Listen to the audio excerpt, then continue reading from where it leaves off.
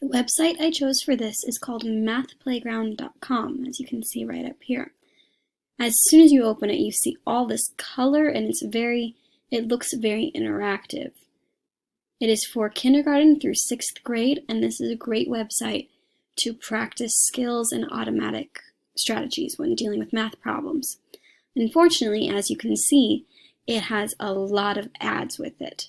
So this has to be used with students who can be trusted to not go and click on ads and not navigate away from this main page.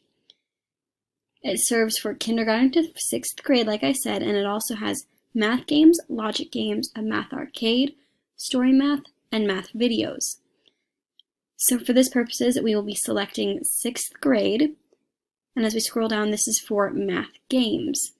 It is rather difficult to select a specific grade level when looking at just these different options right here: math games, logic games, math arcade, story math, or math videos.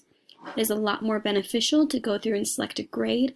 That way you can get age level and skill level appropriate games for students to use.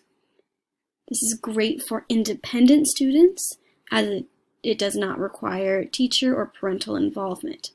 As you can see, the 6th grade math games involves multiplayer games, expressions and equations, the number system games, ratios and proportional relationships, geometry, and averages.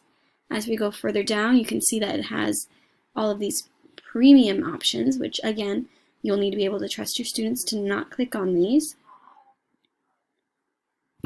As we continue to scroll back up, we're going to go back to this game that is featured right here and do a quick run through. So I'm going to click on it and it'll upload. This is just, again, this is a great website for encouraging fact fluency and good recall.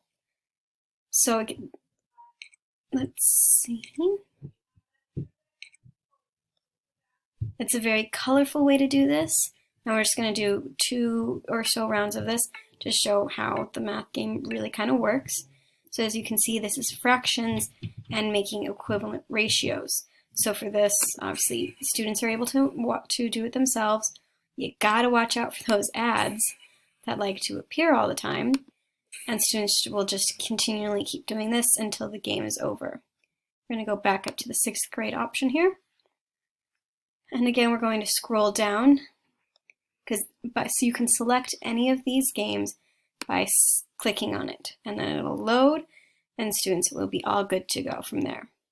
This is a fun game and a fun website, but it has to deal with practicing skills, not learning new skills,